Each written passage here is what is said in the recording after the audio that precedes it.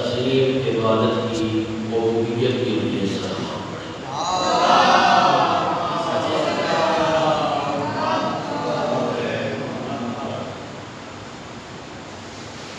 میری دعا ہے آج کی یہ مجلس اس شہر کالا کے جتنے مرحومین و مرحومات اس دنیا سے جا چکے ہیں اور اس مسجد اور مدرسہ کے معاونین و اراکین جو اس دنیا سے جا چکے ہیں یا جن معاونین و اراکین کے اعزاء و اقرباء اس دنیا سے جا چکے ہیں، امام سجاد علیہ السلام فاؤنڈیشن کے جو اراکین و معاونین ہیں، ان کے اعزاء و اقرباء جو اس دنیا سے جا چکے ہیں، ان سب کے ایصال ثواب کی یہ مجلس ہے۔ دعا ہے پروردگار ان تمام مرحومین و مرحومات کے درجات بلند فرمائے، آمین۔ ان کے جتنے گناہانے کبائر و صغائر ہیں پروردگار سب سے درگزر فرمائے، رب ذوالجلال ان سب کو جوار ائمہ علیہ السلام میں جگہ عطا فرمائے۔ کریم اللہ، رحمان اللہ، رحیم اللہ اس مقدس ذکر، مقدس مجلس، مقدس محفل کے صدقے ان مرحومین و مرحومات کو خدا جنت الفردوس میں اعلیٰ مقام عطا فرمائے، آمین۔ ان کی قبروں کو تا حد نظر کشادہ فرمائے، ان کی قبروں کو جنت کے باغات میں سے باغ قرار دے۔ جو زندہ ہیں اس مسجد کے معاونین، مدرسہ کے معاونین اور امام سجاد علیہ السلام فاؤنڈیشن کے معاونین جو زندہ ہیں، خالق ان سب کی زندگیاں دراز فرمائے، ان سب کی توفیقات میں اضافہ فرمائے، اور پروردگار آپ کی اس مسجد کو اور مدرسہ کو، فاؤنڈیشن کو دن دگنی رات دگنی ترقی عطا فرمائے۔ خدا تعالی ہم سب کا خاتمہ بالخیر فرمائے، مرنے سے پہلے خالص توبہ کرنے کی توفیق عطا فرمائے، اور پروردگار ہم سب کے جن کے والدین زندہ ہیں یا والدین میں سے کوئی ایک زندہ ہے، ماں یا باپ، اللہ تعالیٰ ان کا سایہ ہم گناہگاروں کے سروں پہ قائم و دائم فرمائے۔ جن کے والدین اس دنیا سے جا چکے ہیں یا والدین میں سے کوئی ایک ماں یا باپ اس دنیا سے جا چکا ہے، اللہ تعالیٰ ان کے درجات بلند فرمائے، ان کی بخشش و مغفرت فرمائے۔ مجھ حقیر کے والد صاحب اس دنیا سے جا چکے ہیں، پروردگار ان کی بخشش و مغفرت فرمائے، رب ذوالجلال ان کی قبر کو تا حد نظر کشادہ فرمائے، فردوس میں اعلیٰ مقام عطا فرمائے۔ جو ذکر اذکار ہم کرتے ہیں خدا تعالیٰ اس کا ثواب ان کے نامہ اعمال میں درج فرمائے، ہمارے آقا مولا کا جد ظہور فرمائے، ہم سب کو اپنے امام کی زیارت سے مشرف فرمائے۔ ان ساری دعاؤں کی قبولیت کے لیے مل کر صلوات صلی علی محمد و آل محمد واجل فرج۔ ایک مرتبہ پھر صلوات پڑھیں۔ اللہم صلی علی محمد و آل محمد واجل فرج۔ اعوذ باللہ من الشیطان الرجیم،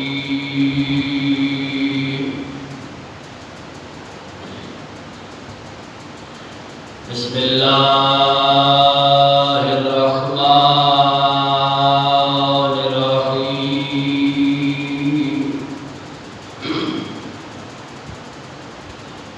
الحمدللہ رب العالمین،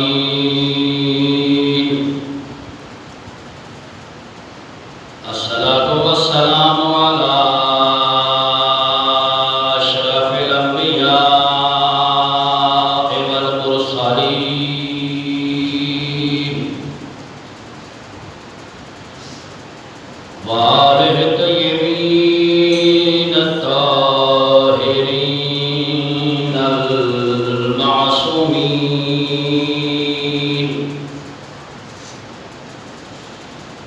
ولعنۃ اللہ علی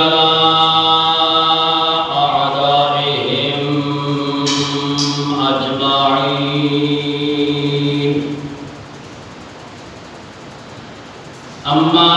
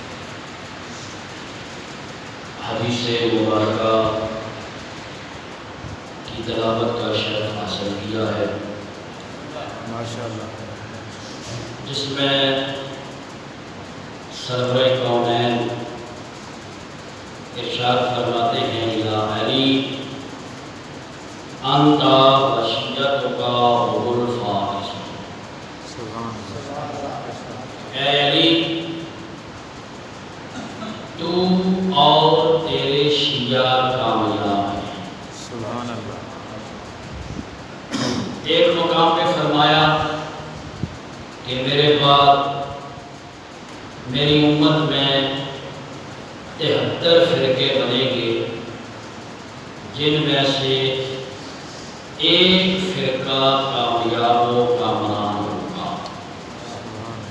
یعنی وہاں کچھ بات ابہام میں تھی کہ 73 فرقے جو ہیں، سرکار نے فرمایا کہ ایک کامیاب ہے۔ اب وہ ایک کون سا ہے جو کامیاب ہے؟ توجہ ہے بات مبہم سی ہے کہ وہ ایک کون سا ہے جو کامیاب ہے۔ پھر ایک مقام پر فرمایا یا علی حزب کا حزبی، اے علی تیری جماعت میری جماعت ہے۔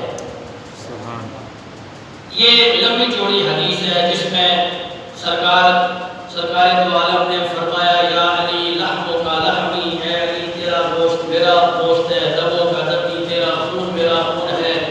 یا علی اطاعت کا اطاعتی، تیری جو اطاعت کرے گا اس نے تیری اطاعت نہیں کی، اس نے میری اطاعت کی ہے۔ امروں کا امری، تیرا حکم دینا میرا حکم دینا ہے۔ نہیوں کا نہی، تیرا کسی چیز سے روکنا میرا روکنا ہے۔ لمبی چوڑی حدیث ہے جس کے آخر میں فرمایا یا علی حزب کا حزبی، یا علی تیری جماعت میری جماعت ہے۔ ثم قرأ هذه الآیہ، جب یہ فرمایا نا یا علی حزب کا حزبی، تیری جماعت میری جماعت ہے، اس کے بعد قرآن مجید کی ایک آیہ مجیدہ کی تلاوت سرکار دو عالم نے فرمائی، اور وہ کون سی آیت ہے؟ فرمایا فَإِنَّ حِزْبَ اللَّهِ هُمُ الْغَالِبُونَ، کہ یہ تحقیق اللہ کی جماعت ہی غلبہ پانے والی ہے۔ سبحان اللہ، نعرہ تکبیر، نعرہ رسالت، یا رسول اللہ، نعرہ حیدری۔ یعنی وہاں کیا فرمایا؟ حزب کا حزبی، یا علی تیری جماعت میری جماعت ہے۔ جو علی کی جماعت وہ سرکار دو عالم کی جماعت، اور جو سید الانبیاء کی جماعت ہے اسی جماعت کے بارے میں فرمایا فَإِنَّ حِزْبَ اللَّهِ هُمُ الْغَالِبُونَ، اس لیے کہ جو سید الانبیاء کی جماعت ہے وہ اللہ کی جماعت ہے، اور جو اللہ کی جماعت ہے اس کے متعلق قرآن مجید میں فرمایا فَإِنَّ حِزْبَ اللَّهِ هُمُ الْغَالِبُونَ، کہ اللہ کی جماعت ہی غلبہ پانے والی ہے۔ سبحان اللہ، سبحان اللہ۔ اب یہاں بھی تھوڑی سی بات کہ کوئی کہہ سکتا ہے جناب یہ حزب ہماری جماعت ہے، کوئی کہہ سکتا ہے کہ یہ حزب ہماری جماعت ہے، لیکن سرکار دو عالم نے علم نبوت سے یہ ساری باتیں جانتے تھے کہ بعد میں لوگ جھگڑا کریں گے۔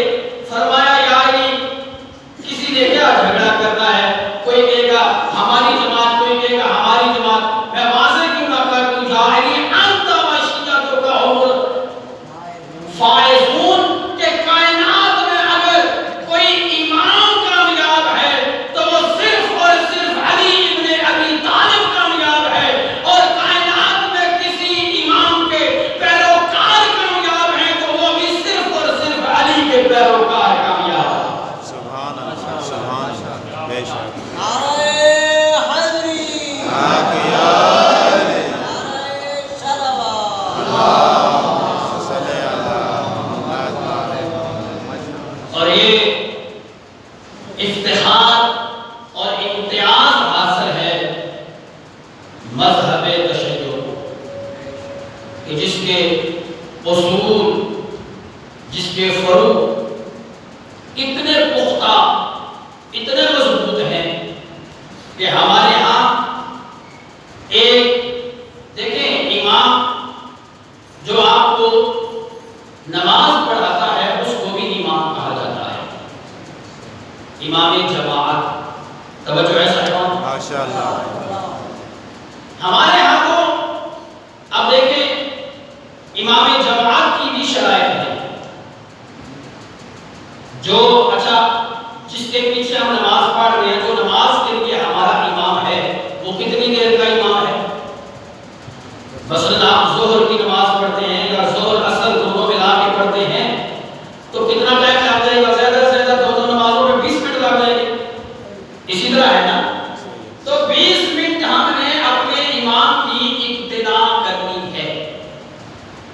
اب وہ جو ہم نے امام کی اقتدا کرنی ہے، اگر کوئی بندہ امام سے پہلے رکوع میں چلا جائے، امام ابھی حالت قیام میں ہے، وہ بندہ عمدن رکوع میں چلا گیا، امام ابھی رکوع میں ہے اور یہ بندہ عمدن سجدے میں چلا گیا، توجہ ہے صاحبان؟ ماشاء اللہ، تو اس کی نماز کے بارے میں کیا حکم ہے؟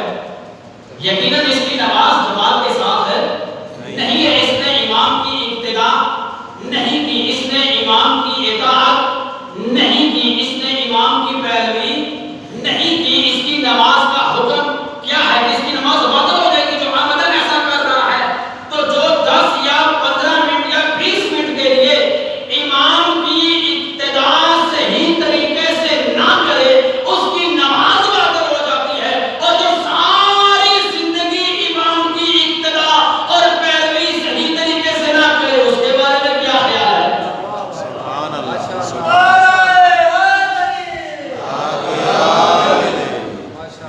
اور یہاں شرط ہے امام عادل ہونا چاہیے، جس کی ہم نے 15 یا 20 منٹ کے لیے اقتدا کرنی ہے، اطاعت کرنی ہے، اس کے لیے شرط کیا ہے کہ وہ عادل ہونا چاہیے۔ جس کی 20 منٹ کے لیے اقتدا کرنی ہے اس کا عادل ہونا شرط ہے، جس کی تا حیات اقتدا کرنی ہے اس کے لیے معصوم ہونا شرط ہے۔ سبحان اللہ، بے شک اس امام کا معصوم ہونا شرط ہے۔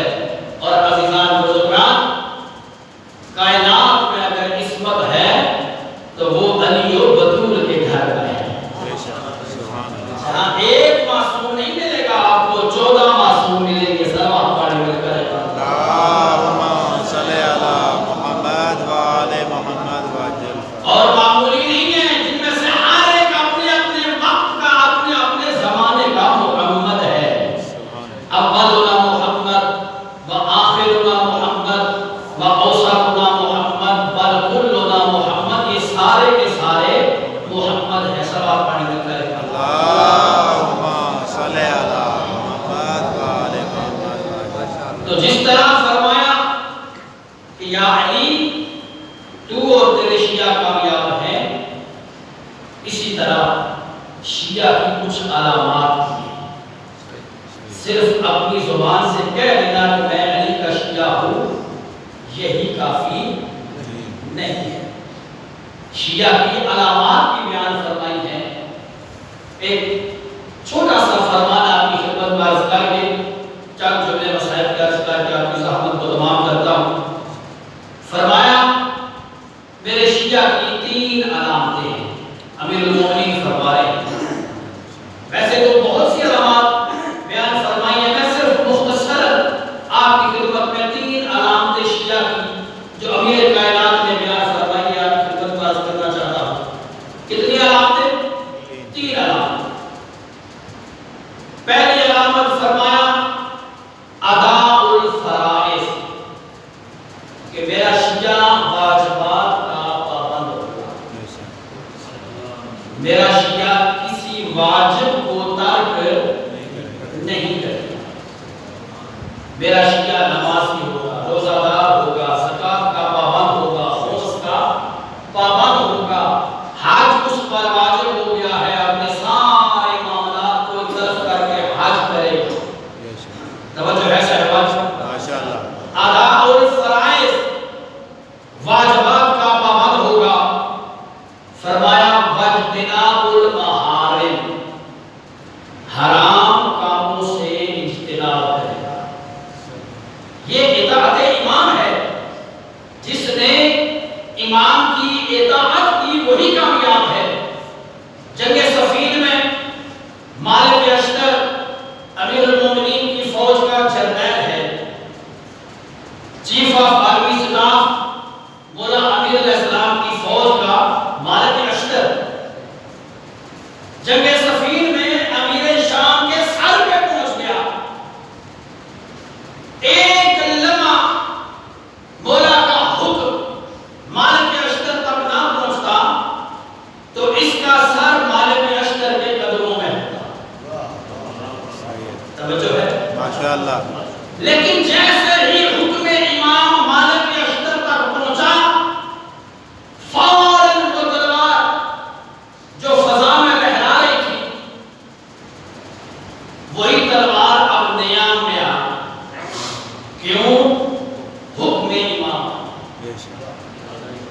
توجہ ہے نا، حکم امام آ گیا۔ یہ ہے اطاعت امام، کہ امام کے حکم کے سامنے انسان سر تسلیم خم ہو جائے، اس کو اطاعت امام کہتے ہیں۔ سبحان اللہ، بے شک، اور جو امام کی اطاعت کرتا ہے اس نے رسول کی اطاعت کی ہے، جس نے رسول کی اطاعت کی ہے اس کے بارے میں اللہ فرماتا ہے من یطع الرسول فقد اطاع اللہ، جس نے میرے رسول کی اطاعت کی ہے اس نے میرے رسول کی اطاعت نہیں کی بلکہ وہ اللہ کی اطاعت کی۔ سبحان اللہ، بے شک، بات آپ یہ ایک اور واقعہ آپ کی خدمت میں عرض کرتا چلوں۔ ماشاءاللہ، یہی مالک اشتر بازار میں جا رہے ہیں، ایک بندے نے جو نہیں جانتا تھا کہ کون ہے، اس نے مالک اشتر کو نازیبا الفاظ کہنا شروع کر دیے، گالیاں بکنا شروع کر دی، برا بھلا کہنا شروع کر دیا۔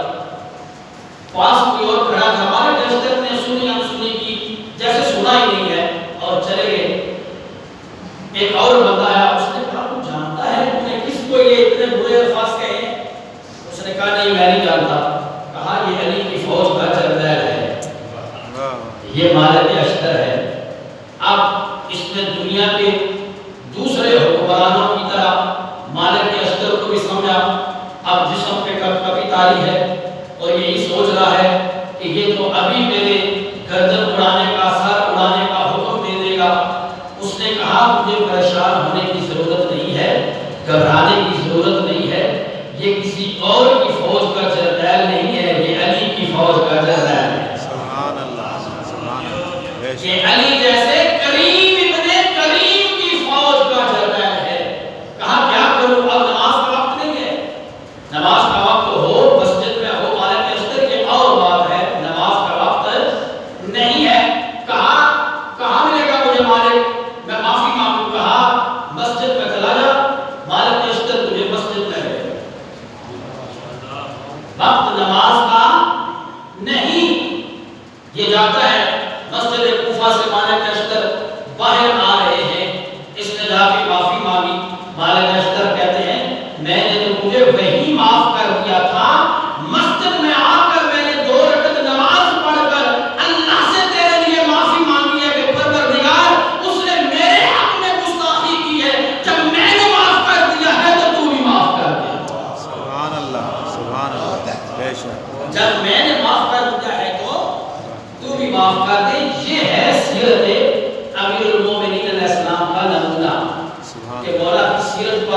عمل کیا جائے، اور جو معصوم کی سیرت پر عمل کرتا ہے ایک مقام ایسا آتا ہے جب وہ منزلیں طے کرتا جاتا ہے، سیرت معصومین پر عمل کرتے کرتے جب وہ منزلیں طے کرتا جاتا ہے تو ایک منزل ایسی آتی ہے کہ جس منزل پر سید الانبیاء بھی یہ کہتے ہوئے نظر آتے ہیں السلام منا اہل البیت، کہ سلمان ہماری اطاعت اور اتباع کی اس منزل پر آ چکا ہے کہ اب سلمان کوئی اور سلمان نہیں بلکہ ہم اہل بیت میں سے ہیں۔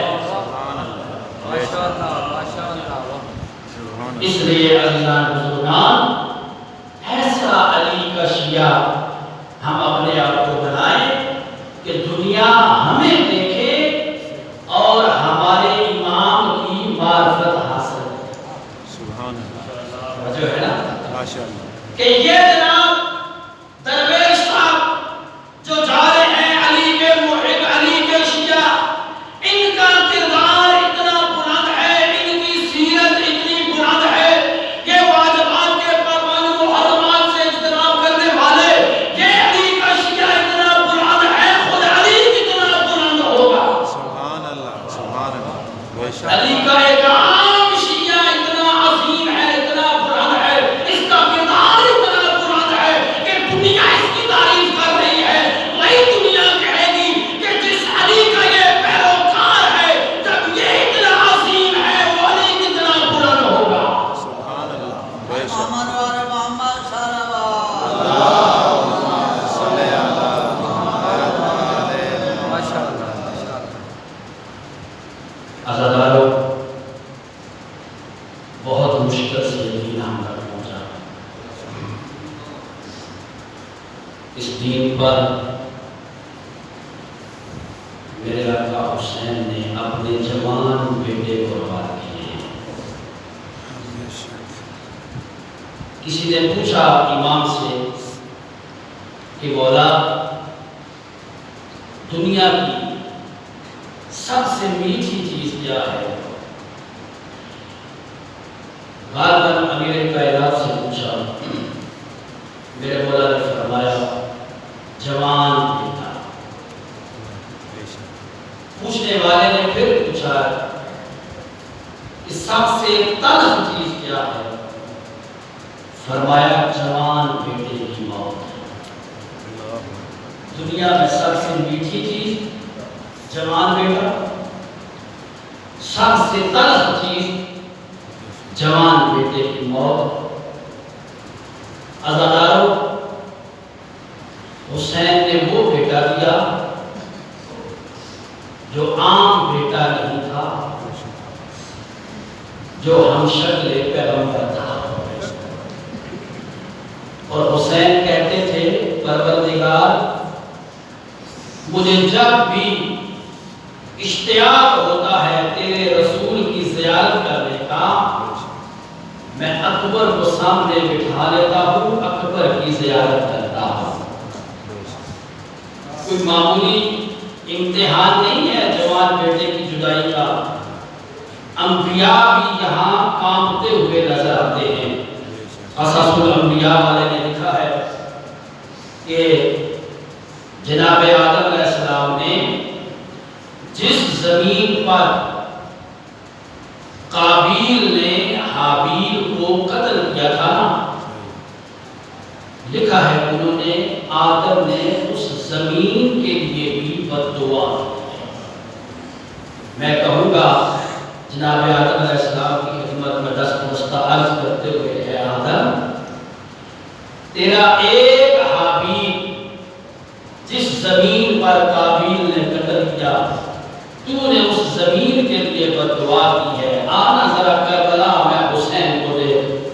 حسین کا ایک حابیل نہیں، حسین نے اس کربلا کو، جس کربلا کی اکبر کی شہادت اس سے پہلے، جس کربلا کو صحرا کہا جاتا تھا، جنگل کہا جاتا تھا، جس کربلا کی کوئی حیثیت نہیں تھی، اکبر کی شہادت کے بعد اس کربلا کو حسین نے معلّہ بنا دیا۔ جناب یوسف کی جدائی، قرآن کہتا ہے اتنا روئے جناب یعقوب، اتنا روئے، وَبِيَضَّتْ عَيْنَاهُ، آیت ہے کہ رو رو کر یعقوب کی آنکھیں سفید ہو گئی، یعقوب کی بینائی چلی گئی۔ میرے آقا سید سجاد علیہ السلام نے فرمایا تھا، جب کسی نے پوچھا تھا، میرے آقا نے فرمایا تھا یعقوب کا ایک یوسف یعقوب سے جدا ہوا تھا، رو رو کر یعقوب کی آنکھیں سفید ہو گئی تھی۔ میرے آقا فرماتے ہیں میرے تو 18 فخر یوسف کربلا میں شہید ہوئے ہیں۔ دنیا میں بڑے عزادار ہوں گے لیکن خدا کی قسم سید سجاد سے بڑا عزادار کوئی نہیں ہوگا۔ میرے آقا سید سجاد کا یہ معمول تھا، دن کو روزہ رکھتے تھے، جب افطاری کا وقت ہوتا تھا غلام پانی لے کے آتا تھا، کربلا کی طرف منہ کر کے کہتے تھے کیسے پانی پیوں، میرے بابا کو 3 دن کا پیاسا شہید کیا گیا ہے۔ عزاداروں جب غلام کھانا لے کے آتا تھا، میرے آقا کربلا کی طرف منہ کر کے کہتے تھے کیسے کھانا کھاؤں، میرے بابا کو 3 دن کا بھوکا شہید کیا گیا ہے۔ عزاداروں بہت مشکل سے یہ دین ہم تک پہنچا ہے۔ صرف 2 جملے جناب علی اکبر کے عرض کر کے آپ کی زحمت معاف کرتا ہوں۔ میرے آقا آئے نا جب عاشور کے دن بابا سے اجازت لینے کے لیے، حسین نے ایک مایوسانہ نظر اکبر کی طرف ڈالی۔ مایوسانہ نظر ڈالتے ہوئے حسین کہتے ہیں پروردگار گواہ رہنا، میں وہ جوان بھیج رہا ہوں جو گفتار میں رفتار میں تیرے رسول کا ہم شکل ہے۔ پروردگار مجھے جب بھی شوق ہوتا تھا تیرے رسول کی زیارت کا، میرا اللہ میں اکبر کی زیارت کرتا تھا۔ جوان بیٹوں کے باپ بیٹھے ہو، عزاداروں بڑا مشکل وقت تھا۔ میرے آقا حسین کہتے ہیں اکبر جانا ذرا خیام میں اپنی ماں اور پھوپھی سے بہنوں سے اجازت لے کر آ۔ تاریخ کہتی ہے جب اکبر آئے نا خیام میں تو اکبر خیام میں ایسے چل رہے تھے جیسے گھر میں جوان کا جنازہ جا رہا ہو۔ کوئی بی بی کہہ رہی تھی اکبر ارحم غربتنا، اکبر ہماری غربت پہ رحم کر، ہم جو بے وطن ہیں، شہر سے دور ہے، وطن سے دور ہے، اکبر تو جا رہا ہے ہمیں کس کے حوالے کر کے جا رہا ہے۔ عزاداروں میرے آقا جناب علی اکبر کو جب اجازت ملی نا، بس آخری 2 جملے، جب اجازت ملی اب اکبر نے گھوڑے کو چلانا چاہا، کسی نے اکبر کے دامن میں عبا کے دامن میں ہاتھ ڈالا۔ حسین پر جانا لکھتے ہیں جب مڑ کے دیکھا، کیا دیکھا، جناب زینب سلام اللہ علیہا ہے۔ بی بی کہتی ہیں اکبر اللہ جانے تیری شہادت کے بعد تیرا چہرہ